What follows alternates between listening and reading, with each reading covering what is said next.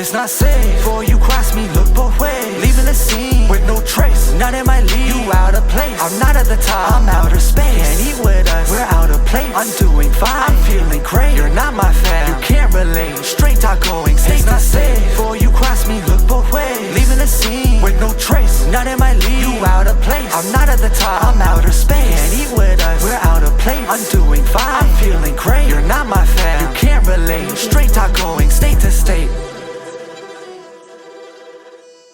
What's going on, guys? It's your host, your boy, George Mackay, Straight Talk Wrestling. We're here again, and I got a good one. I got a lady who's been making a lot of waves lately, had some very impressive matches in the last couple of months, and I'm excited to bring her to Straight Talk Wrestling. Let's not waste any more time. Please welcome Raylyn to Straight Talk Wrestling. How are you? I'm good, and this is my little guy, Star-Lord. He just came over to see what was going on over here. That's amazing. That's amazing. My daughter would flip out right now because we have a little Pomeranian poodle as well. She's all white, and she is okay. So, dog story, because since we're both dog owners now, we've connected on that. She is. I'm surrounded by women in my house. There's my beautiful wife, my two beautiful daughters, and my dog. The only one in the family who pays me any attention right now is my 4-year-old. But every time I go near the dog or I touch the dog just growls at me. I'm the only person she growls at. Nobody else. And I don't know why. I'm a dog owner my whole life. But this dog and I, we do not see eye to eye. And my wife says it's my fault. Well, she says it's my fault. She says I'm too aggressive. Because when I pet her, I'll be honest, Raylyn, when I pet her, I start, rubbing a little hard, and I'll put her in a headlock and I'll give her noogies. That's my fault. Maybe it's my fault. I don't know. What do you think? What's your opinion? Am I too aggressive with the dog? Maybe it's my fault. I don't know. My boyfriend always says I'm pretty aggressive with our dog. I like to wrestle around. He's like 8 pounds. He's a Shih Tzu. And I like to wrestle around with him, but he loves it. But it's probably who he is as a dog. Like he likes he always plays with bigger dogs. So he roughhouses a little bit more. He's not like, he might be a little guy, but he doesn't see that in his eyes. Like he thinks he's a big dog. Well, and that's right though. But you've taught him enough that if he ever gets to do a real serious throwdown with a big dog, he'll be able to handle himself. Yeah, he can handle himself. There you go. That's right. And his name is Star-Lord, you said? Star-Lord? Star-Lord, yeah. Oh, man, that's awesome. Shout out to Marvel right there. That's fantastic. So I know you debuted in 2013, right? It was a mixed tag match, if I'm not mistaken, if I've done my research correctly. Yes. Yeah, I'm like, I think that's it. A lot of people have it confused because the first time I actually debuted on OVW TV was against Lady Tappa in a squash match.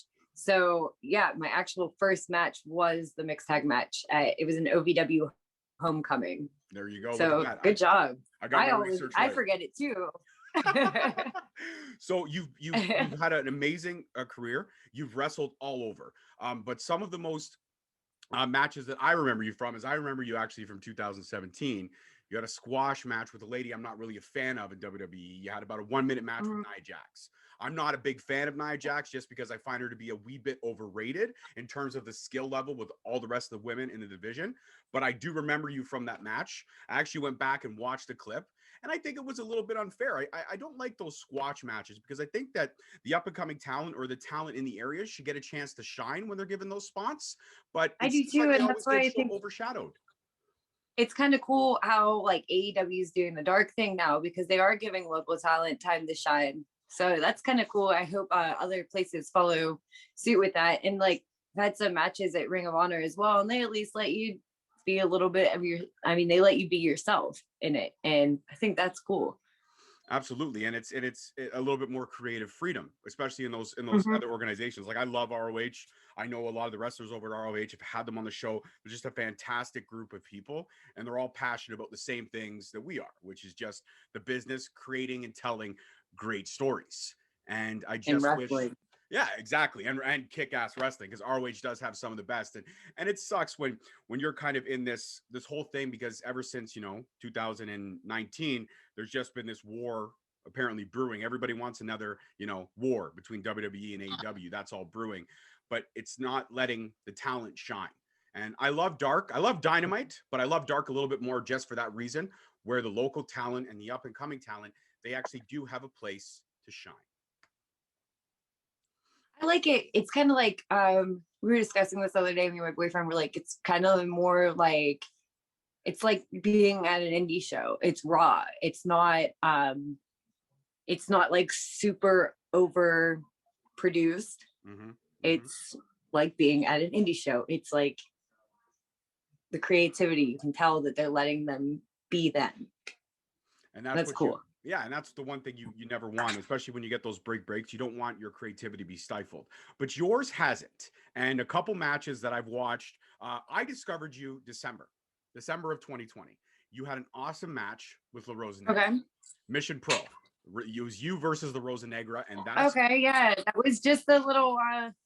That was a like little dark match we did. Just we had some extra time and we got in the ring and just filmed something that was for title match, right? Yeah, it was for title match, and it was absolutely fantastic. And I love the beginning when you two you're introducing, and she walked out. She kind of shook her butt. And you're like, now that's a butt. I appreciate that. That's a butt.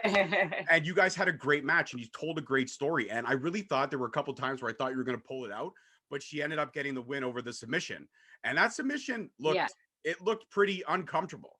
So I don't know if you remember, but she kind of puts her leg over your throat and kind of pulls back on the shoulder. It looked like it hurt. And I have so many matches. I forget, like, I don't really remember everything that happened. And I don't. Fair enough. Well, you can take my word. That's the first time that I discovered you. And I actually watched the match because I know La Rosa Negra. I followed her career for a little bit. She's awesome. She's one of those people that, like, I'm really happy. Thunder Rose is an awesome person, right? And like, she's one of those people that, like, if you were down with her since day one, she's gonna make sure you're taken care of. So La Rosa Negra is one of her good friends, and I really see that she's like getting her to get out there more because she needs to be out there more. She's just incredible in the ring. She absolutely is. And both of you, I think, told that great story. And another match, speaking of which, you talked about another one, was about a month ago. It was you versus Thunder Rosa, Mission Pro. That was a fantastic match. I loved it from bell to bell. I thought you two had great chemistry. You told a great story. And that stomp on the back that unfortunately ended your night for you, and she got the pin. But you guys told a great story, and she's Thunder Rose is a former guest of mine. She's a fantastic talent, and I'm very pro women's wrestling because I have two daughters. I'm a proud girl dad, and I want to show them that women can shine in any capacity, whether it be sports, anything. I don't want them to ever think that they can't do anything, because that's impossible. And my 11-year-old has really taken that ball and run with it. She's actually the mini host. I have her do little segments with certain wrestlers. It's on her YouTube page. Yeah, and she does it way better than me. She's more professional than I am. She says, "Welcome to the show." But she's fantastic. She's the future of podcasting. That's what we all tell her, and she's got herself a very strong following now. But I love showing her these matches, and I love showing her these amazing athletes that are telling these great stories. So for you, it's got to be exciting, because you're in the mix of I'm not going to say evolution or revolution, because we're well past that. You're in the mix of now it's here and now it's happening. And now it's but I would say it is, though, because when I started was around 7-8 years ago, and it wasn't there yet. It was still, whenever I was learning, I remember them telling me, "Oh, this is something you'll never do, but we're just going to show you how to do it anyways." But it's like, why would I never do that? So I did train initially, and then I had to train again later, like 2 years down the road, whenever things started like evolutionizing or whatever, and I had to learn more. It wasn't okay to just like rely on being a cute girl. Like, you couldn't do that anymore. So it has changed a lot since the time I started, and it keeps evolving, which is pretty cool. And it's awesome to be in that mix. I posted something about this the other day. My mom has always been really awesome. She's always been an inspiration to me. I started karate when I was 4. I started kickboxing when I was 10. I was the only girl on my deck hockey team.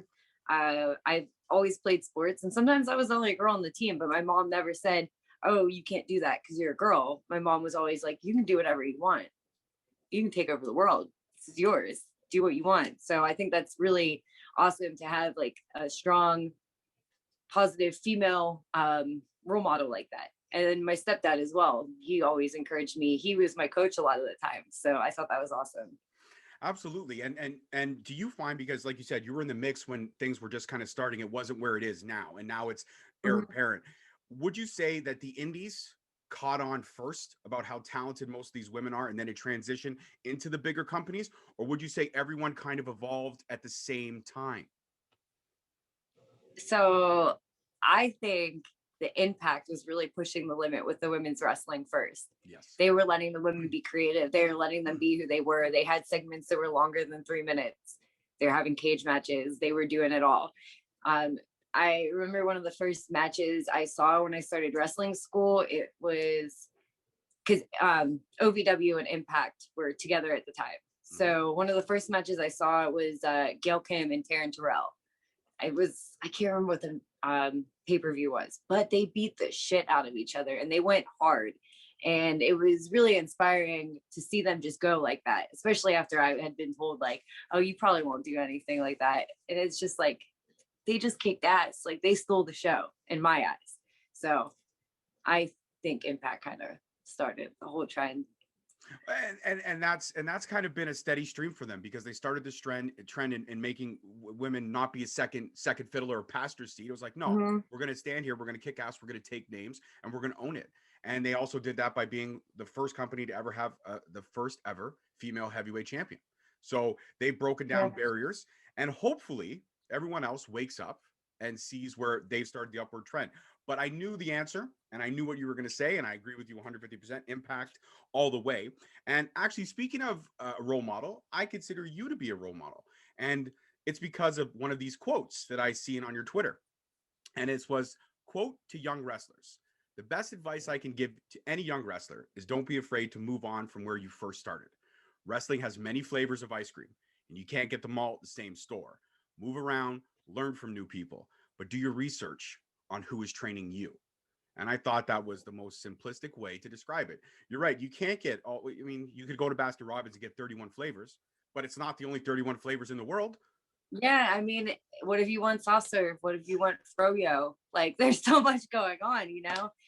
So I started at OVW and I learned really solid basics from Nick Dinsmore. I learned a lot about character from Al Snow, and I learned so much from them, and I credit them for a lot of who I am today. But I moved on. Like I went and trained with Truth Martini in Detroit, and he made those basics I learned. He made those like solid fundamentals. I moved to California. I trained with some people out there. I learned a little bit more movement there. I was able to, when I went to Japan, I was able to put my martial arts background more into my wrestling. So it's just everywhere I learned, I took these little things that I already knew how to do, but I was able to put them together and become more of a complete performer. I think if you're staying in one area, you're going to get very stale and you're not going to really learn much. I think you need to work with as many people as you can. I think you need to work with people that have been around longer than you. You need to ask questions. You need to train. You need to train with all different people, and you just learn. And you can, it's not just A, B, C, D, E, F, G wrestling, right? It shouldn't be that way. It should be, I don't know, like I get excited every time I have a match because I'm like, oh, this girl learned from this person. They have this experience. I have this experience. And it's like creating something like a painting. It really is, but like not a paint by number.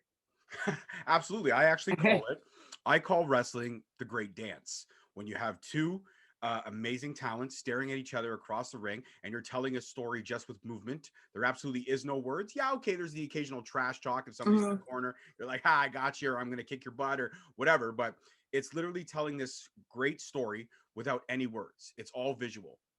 And it is one of the most breathtaking art forms you will ever see. And if you're not a wrestling fan, or you're not in the business, or you're not somebody who knows the business, then you don't know what you're missing.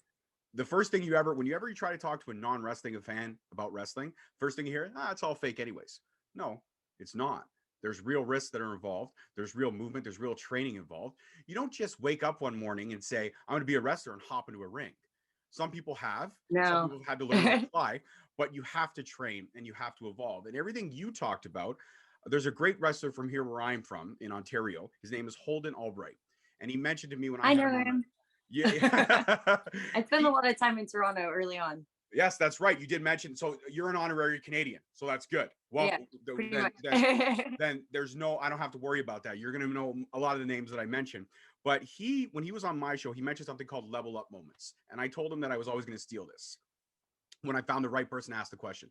But you mentioned so many different level up moments. You learned a little bit of training here. You were able to incorporate your kickboxing and martial arts training when you went to Japan and all these things. But what would you consider, out of all those moments and all those brains that you picked and all those different styles and things you learned, what would you consider to be one of your greatest leveled up moments when Raylyn really jumped to the next level? I would say what made me, I can tell you the exact moment I knew I needed to be better. It was, I did a Rise seminar, and Mercedes Martinez was doing the beginning training. She was doing the warm up drills. And then I watched Mercedes perform later that night. And I was like, wow, just like blown away. Like she just knows so much wrestling and she's so good. And it's really awesome to see her getting a break now at WWE. So like good for her. But watching her is something that inspired me to know that I needed to train harder and I needed to work harder. And I just think, like I was saying, you need to be more well-rounded. Like, yeah, you know how to do this, but you should know how to do everything. I'm not saying you need to do everything, but you should know a little bit about everything. Absolutely. So that was about, I think that was around 2017, 2018. Whenever I really was like, okay, I'm gonna put this into overdrive and I'm gonna start training harder and I'm gonna start training with more people. Well, and you have, like I said, the matches that I only discovered you in December, but you made me a fan. That first match that I watched with you and Rose Negra, I loved the story that was told. I loved everything about your character, how you carried yourself in the ring, and your professionalism, much like you enjoyed my email. You don't do these things often, but when I That's why I did it. Yeah, when you reached out, you were like, I appreciate the professionalism. And for an indie podcaster like me, because I'm not mainstream like Sam Roberts or, Paul Rosenberg or any of those guys, but for an indie podcaster like me, when somebody tells me that means I'm doing the right thing. I'm putting in the right work and I'm making the right moves. So I wanted to thank you for that. Because most people they ask me like the same questions all the time. And I just feel it really monotonous and I don't feel like doing it. And it's like I have a little bit of free time. Like I could be cleaning something. So I don't, you know what I mean? Like, so I hope my questions are okay. That I hope I haven't asked the same monotonous one. You're good. But there have been times like, I remember I did this one podcast and it was a friend of a friend and I shouldn't have done it. And it ended up being like an hour. And the guy, like literally, I've never got such an attitude with someone doing something, but they asked a question that they really shouldn't have. It was about my personal life. And I'm like, why would you even think that that was okay to ask? And I just like went blank and I had no clue what to say because I was trying to stay professional, but it's like, dude, what is wrong with you? I don't do that. I always make sure that I keep it to wrestling. If the conversation steers itself to the personal side of stuff, I may throw a question in, but it's never going to be something that overtakes. And that's what I like to remind people is that I don't have interviews. What you and I are having right now is a conversation. That's what we're having. A conversation. Exactly. So circling back to something you said earlier, because I found this interesting. When you were training, you mentioned a couple of times you were told, I'm going to show you this, but you're never going to use it, or you're never going to learn this, or you're never going to need to use this.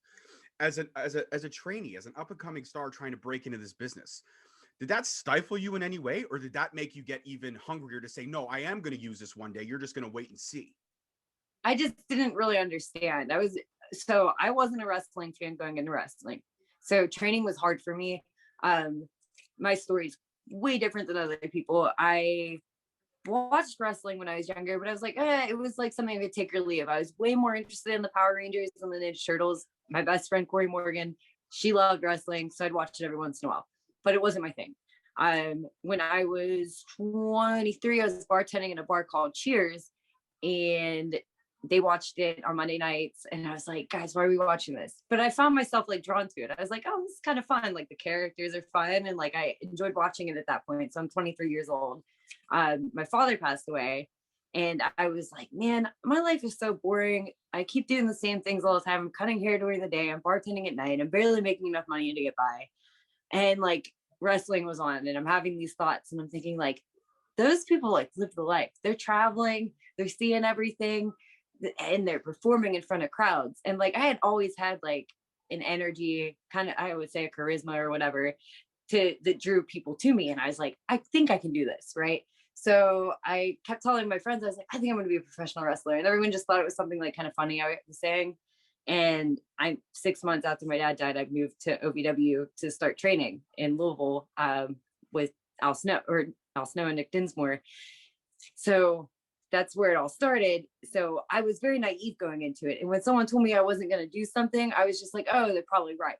Because I didn't know it any better at the time. Right.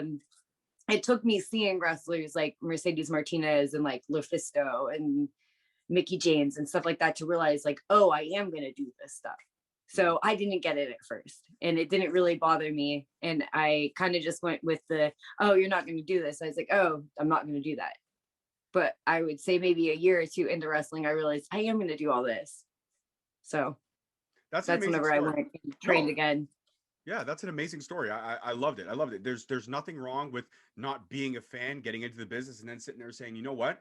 These people are taking risks. They're traveling all over the world. They're meeting and seeing amazing people. Why wouldn't you want to do that? If you don't have anything holding you back, there's no risk. And I go back to that quote. Don't be afraid to move on where you first started. You were in a stagnant place. Nothing was happening. You decided to take a risk. And hey, I think it's paid off in complete dividends. But now I do have to ask you a personal question because you mentioned the Power Rangers and the Ninja Turtles. I'm a huge Power Rangers fan. I'm a Ninja Turtles fan too. So I got to know, who's your favorite Ranger and who's your favorite turtle? So Tommy the Green Ranger and Raphael the Red Turtle. We just became best friends. Yeah, Raphael was my go-to turtle. I loved the attitude. I loved that he was angry all the time. So much attitude. I was a redheaded stepchild. Like literally, I'm a redheaded stepchild. So like I had a lot of like anger and attitude growing up. I think that's why my mom put me into karate so quick. I was so sassy and I really needed, they're really big about discipline and that, but I had I think that's why I like loved Raphael. He had such an attitude and I did too. I still have a little bit, but there's nothing wrong with that. And obviously Tommy the Green Ranger, because I guess he started off as kind of villainous, but then transitioned into a good guy. Yeah. And also like, whenever I did watch wrestling, I always found myself being more drawn to liking the heels than the baby face. And actually that's in movies too. Like when I watch any movie, I feel like the heel's usually a victim, right? So I look at it like this person would like Penguin wouldn't have been such an asshole if people would have treated him a little bit nicer. You're right. No, you're right. You're right. I've always like, I've always seen it that way. Who is that? That's my boyfriend. It's a better half. Okay. Right on. You got it right, dude. You absolutely, I agree with her 100%. 100%. So let's talk movies and stuff for a while. Let's transition away from wrestling for a bit. In terms of styles of films, what are your go-tos? Are you a rom-com girl when you're at home? Are you a late-night comedy girl? Are you an action girl? Are you a horror movie girl? What's the genre you go to when you're chilling at home? I unfortunately have to watch horror movies because my boyfriend watches them all the time. I'm not him and I just became best friends. Yeah. I freaking love horror movies, man. He loves them. I'm like, I can take them or leave them. I'll watch them. I feel like I like a lot more action movies. Like I love the superhero movies. I'm a real big fan of Marvel. Don't really care for romantic comedies that much unless like I'm really after we watched a horror movie, I might want to watch one if I'm really freaked out. I might need something cheesy after. Right. But we've really gotten more to watching a lot of like trashy reality shows like 90 Day Fiance and 600 Pound Life. We've been stuck on lately. 600 Pound Life. I've never watched that one. I have. I'll be honest with you. I feel like like I said, we're best friends after the turtle thing. So yeah, I've watched 90 Day Fiance. I've watched an episode or two. My wife and I are still Jersey Shore freaks. We still love it. You know, hey, the comeback is greater than the setback, right? I mean, the situation is one of the most inspirational people ever, for sure, hands down. Back to wrestling for a second. In terms of all the knowledge that you've picked up and in terms of all the opponents that you've had and all the great talent that you've faced, would you say there's a particular match you can look back at? I know you may not remember it all, but everyone has that ring partner that's kind of great chemistry. When they get in the ring with that person, and it may be multiple times, they just sit there and they go, okay, I know this one is going to be fire because every other match we've had has been fire. Is there any other talent that stands out to you? There's a few actually for me that I really, every time I get in the ring with them, I know I can push myself because I trust them and they trust me and we just have chemistry. One is Zoe Skye. She's an incredibly underrated talent from Ohio. If you get a chance, like definitely look into her. She's incredible. She could wrestle anyone and they're going to have a good match. She's that good. Aminata, she's a newer upcoming talent. She's also from Ohio. I wrestle her all the time.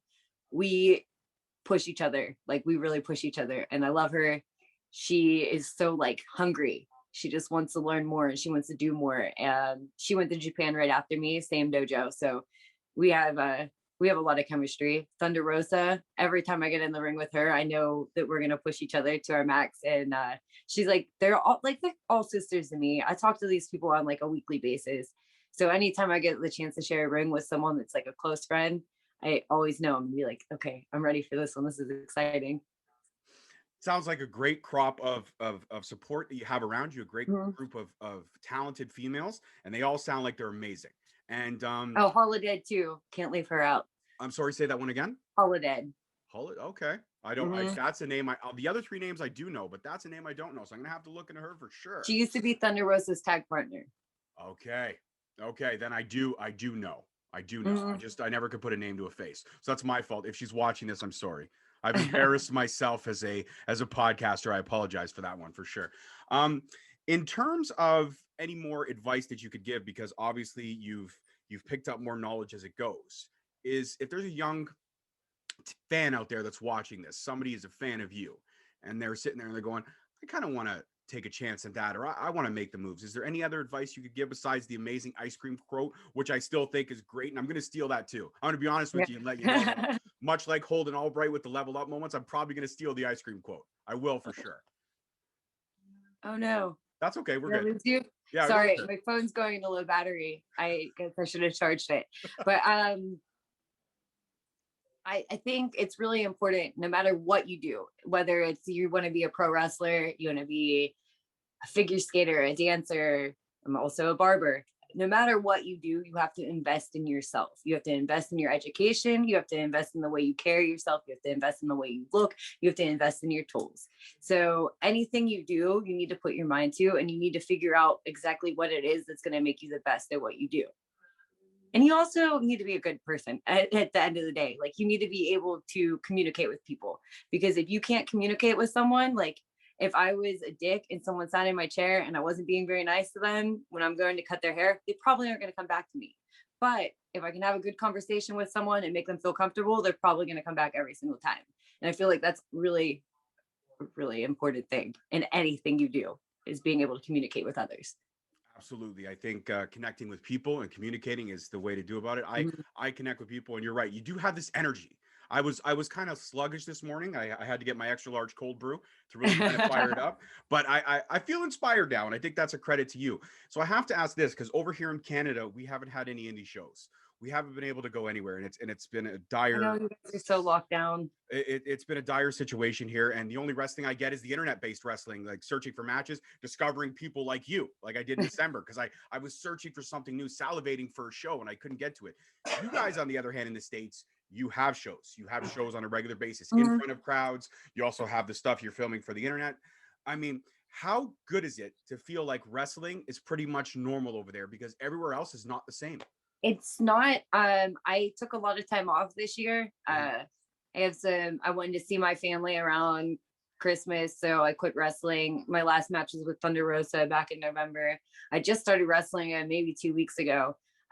I mean, with me working in the public the way I do, cutting hair, I wanted to make sure that I wasn't putting the people that I cut at risk, and I wanted to make sure I wasn't putting my coworkers at risk. Because if I get COVID and I go in, then my coworker is going to take off until they get their COVID test back, So it just wasn't fair. So I've taken time off. I don't really think things are very normal at all. It isn't. And then like, I'm paranoid. I'm definitely kind of a germaphobe. So then when I go to these shows, everyone wants to like talk, and I don't want to be around people, and I feel bad. I'm not really talking to fans right now, other than if they send me a message, I'll hit you back up. But I'm not really socially interacting with people much right now. I'm wrestling only if they have like a COVID procedure in line. So if I feel like I'm not really putting myself at too much of a risk because everyone else is getting tested and we're in a safe little bubble, I'm cool with it. But shows that aren't testing, I'm not doing. Absolutely. And I think safety first, and you have to protect, obviously you have to protect your clients and your hair business. You have to protect your family. You have to protect your friends. You got to protect Star-Lord, even though it's not transferable to dogs. You got it Star-Lord over everybody else. I mean, I know the boyfriend is important too, but Star-Lord over everybody else. Star-Lord's he's my main dude. And my final question, because I know you used to bartend, and I actually enjoy mixology. I'm not a bartender, but I like mixing around flavors and cocktails at home. I love bar rescue. John Taffer is a god to me. Absolutely. But in terms of all the drinks that are out there in the world, and there's thousands of drinks, Mm-hmm. what is one of your favorite cocktails? Like, you're at home, you're chilling, you're gonna watch a horror movie, you want to make a drink. What's your go-to? So I like a cucumber fizz. It's a gin drink. So it's oh my gosh, I have to remember. Simple syrup, gin, cucumber, soda water, and lime. So you muddle the cucumber and the lime, a little bit of simple syrup, some gin, and some soda. Shake it, stir it. Perfect. It's nice. It's like a nice light, like summer drink, or I drank it a lot in the winter too. It's just a nice light drink. It's a night drink. Very refreshing. It's called a cucumber cooler. All right, cool. My wife would probably like that. I'll have to make that for tonight. Actually, I've got all those ingredients at home, so I can do that. Yeah. Hendrix is my favorite gin. Hendrix. Oh, see, I'm a Tanqueray guy. I do love my Tanqueray gin. I love it. I love the Tanqueray gin. I just think it's refreshing. But hey, Hendrix gin is also just as good, as long as it's not Beefeaters. If you had mentioned Beefeaters, I would have been like, oh, that's raw gasoline. No way. Not my thing. I'm a tequila drinker mostly, but whenever I'm like, that's just for shots. But if I'm making drinks, I'm a gin person. All right, tequila. Don Julio. Are you a Don Julio girl? Patron girl? I do like Don Julio. Yeah. You're awesome. Like, seriously, you're one of the coolest. Don Julio Blanco. That is my tequila. Ready to party. You are. You sound like a fantastic person. And I hope when the world gets back to whatever new normal and you're allowed to come north of the border, there's a show you're going to be at and I can actually meet you in person. And it'll be awesome to continue this conversation in person one day in the future. Absolutely. Thank you, George. Thank you, Raylyn. I appreciate it. Before you go, you want to shout out all your socials and let people know where they can look you up? So you can find me on Instagram. It's Raystar5, RAYSTAR in the number 5. And then you can find me on Twitter. It's at Raylyn or at Ray_Lyn. My bad. And it's only one N, guys. All right, that's awesome. Fantastic. And I'm a glutton for self-promotion. So on Twitter, I'm at _Straight Talk. On Instagram and Facebook, I'm at Straight Talk Wrestling. And on YouTube, I'm Straight Talk Wrestling. So hit up the links, check out the content, support. It's free to support. So that's a good thing. And hopefully when this episode drops, I'm going to tag you and everything. You can share it away. And again, thank you so much for the time. It was an absolute pleasure and honor to speak with you today. Thank you for having me. All right. Take care. Bye. Bye-bye. Thank you so much for listening. Don't forget to tune in next week for another great episode on all available podcast platforms and hosted on Podbean. Also, check us out on YouTube at Straight Talk Wrestling, on Instagram at Straight Talk Wrestling, on Facebook at Straight Talk Wrestling, and on Twitter at _Straight Talk. And if you feel the need to buy some sweet merch, check us out on ProWrestlingTees.com. Leaving the scene with no trace, none in my league. You out of place. I'm not at the top. I'm outer space. Can't eat with us. We're out of place. I'm doing fine. I'm feeling great. You're not my fan. You can't relate. Straight talk going.